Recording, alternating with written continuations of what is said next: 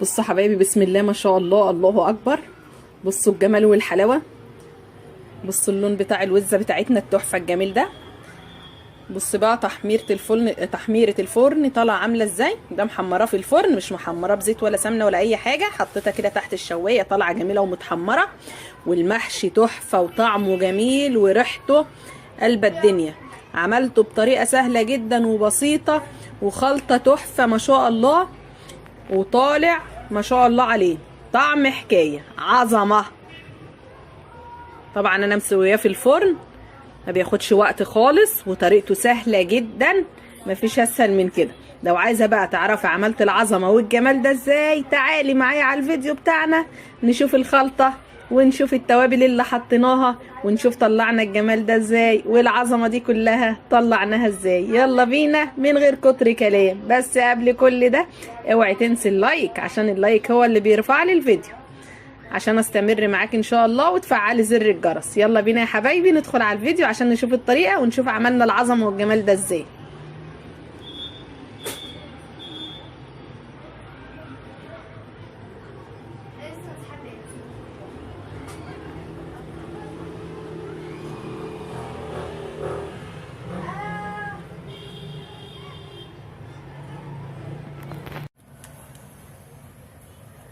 تعالوا بقى يا حبايبي نحضر الغدا بتاعنا مع بعض. انا هعمل النهارده محشي مشكل، بس هعمله في الفرن.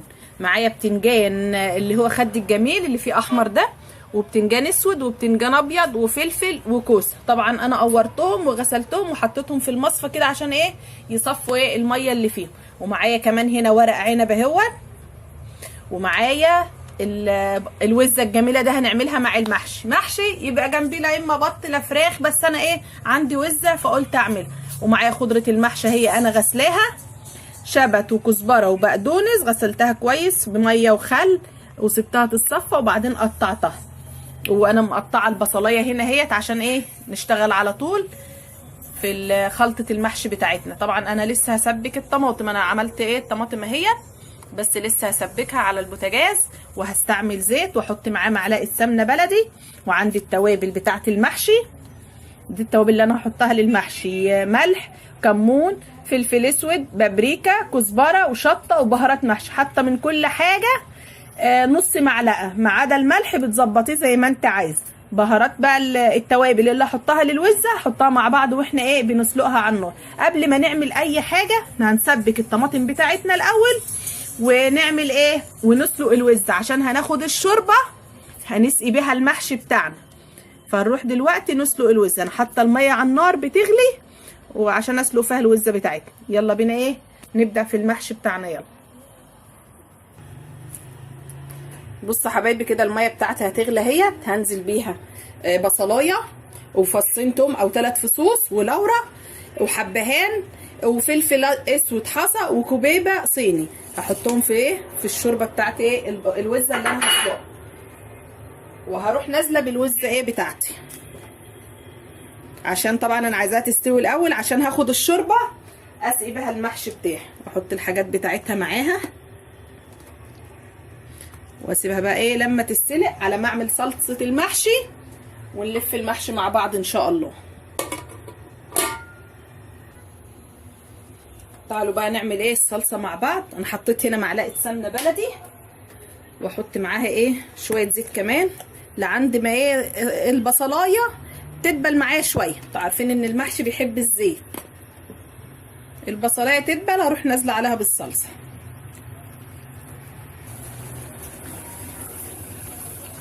كده. البصل دبل معايا، انا مش عايزاه يحمر، يا دوبك ياخد لون اصفر خفيف كده. وعايزه تحطي معاه فصين توم كمان حطي. هنزل بقى بالطماطم اللي انا ضرباها في الخلاط، وهسيبها لما تتسبك معايا كويس، وبعد كده نرجع نكمل مع بعض. بس قبل كل ده اوعي تنسي تحطي اللايك وتفعلي زر الجرس عشان يوصلك مني كل جديد. كده الصلصه اتسبكت معايا اهي. لما تلاقي الزيت بتاعها طلع على الوش كده وتقلت معاكي تعرفي ان هي اتسبكت.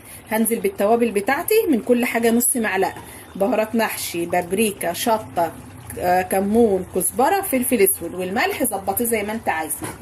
قد الملح التوابل بتاعتي تقليبه معاها كده وريحتها تطلع، وهديها كمان معلقه صلصه عشان انا حاسه ان ايه الطماطم بتاعتي مش حمرا قوي، او ممكن احط الصلصه مع الايه مع الشوربه لما اجي اسقي المحشي. والوزه بتاعتنا لسه على النار كده خلاص اهي، ريحه ايه التوابل بتاعتي طلعت.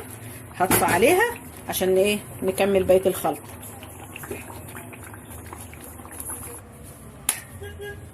انا كده غسلت الرز اهوت، هنزل عليه بالخضره المشكله، شبت وكزبره وبقدونس، حتى من كل حاجه حزمه.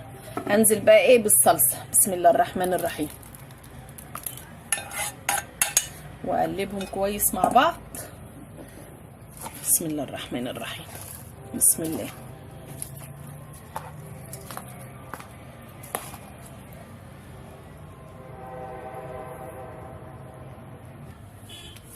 كده خلاص قلبت الصلصه. اجيب بقى الصينيه اللي انا ايه هاحشي فيها، او اللي انا هسوي فيها المحشي في الفرن. الصينيه عندي هي، حطيت فيها شويه العروق اللي هي الشراشيب بتاعه الفلفل الشبت والكزبره والبقدونس، فرشتها فيها وقطعت بصلايه وقطعت فلفل، ورحت مديهم رشه ملح خفيفه كده ورشه فلفل اسود بحيث ان انا ايه اتبله.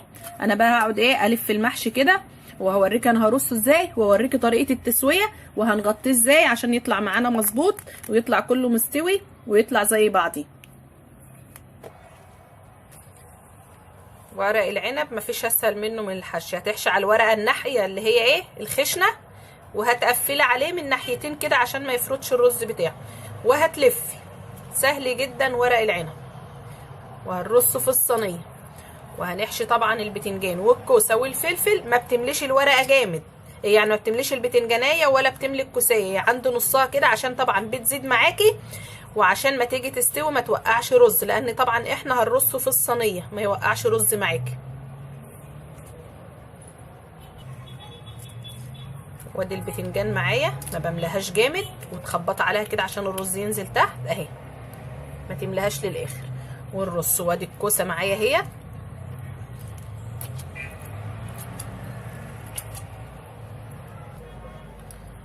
وادي الكوسه برضه هي ما بملاهاش جامد. وهحشي كله بنفس الطريقه، وارجع لك بقى اوريك نحط الميه الشوربه بتاعته ازاي ونسويه ازاي. اخلص بقى الكميه وارجع لك. بصوا يا بنات كده خلصت المحشي بتاعي كله اهوت، ورصيته في صينيه واحده. كل الكميه اللي انا عاملاها، انا عامله كيلو كوسه وكيلو بتنجان واقل من ربع فلفل واقل من ربع ايه ورق عنب. هسقيه بقى الشوربه بتاعته. انا الحله اللي كان فيها الصلصه حطيت عليها الشوربه، وحطيت عليها معلقه صلصه كمان، عشان كده لونها احمر، ومظبطه الملح بتاعي. وطبعا المحشي مش بنخليه الشوربه باينه منه، يعني يعتبر نص الكميه كده محشي بنحط نصها ميه، يعني ايه نص الصينيه كده. حطيت له الشوربه اهي، تبصي الشوربه مش باينه، يعني لو انت مثلا عامله صفين فوق بعض محشي، لا هو يغطي الصف الاولاني، الصف الثاني اول صف اللي فوق ده الميه ما بتبانش فيه. وهجيب ورقه زبده واروح مغطيه ايه الصينيه بتاعتي، لان طبعا انا هعمله في الفرن وهقفل عليه كويس عشان البخار هو اللي هيسويه. وطبعا معروف ما ينفعش تحط الفويل على طول كده، لازم ايه ورقه زبده عشان الفويل مضر. حط ورقه الزبده الاول، هي اللي هتسوولي بقى، نكتمها كويس. تقفلي عليه كويس كده عشان البخار ما يطلعش منه، عشان البخار ده اللي هيسوولك الجزء اللي فوق اللي الشوربه مش طايلاه. وانا طبعا مولعه الفرن، هدخله الفرن على طول على درجه حراره عاليه، وبعد كده وطيله النار يتردد على الشبكه في الرف الوسطاني، وارجع بقى اوريهولكم ان شاء الله بعد ما يستوي. والوزه بتاعتنا كمان على النار لسه بتستوي، وهحمرها واوريها لكم ان شاء الله. بصوا حبايبي، اللهم صل على النبي، بعد المحشي بتاعنا ما استوى طالع طعمه وريحته تحفه ما شاء الله. والوزه كمان استوت وحمرتها في الفرن، طالعه لونها جميل كده ولونها احمر كده جميله تحفه. والمحشي مستوي، بصوا بسم الله الرحمن الرحيم، جميل ما شاء الله. بصوا مستوي خالص، بصوا عامل ازاي. والكوسه كمان معايا مستويه هي.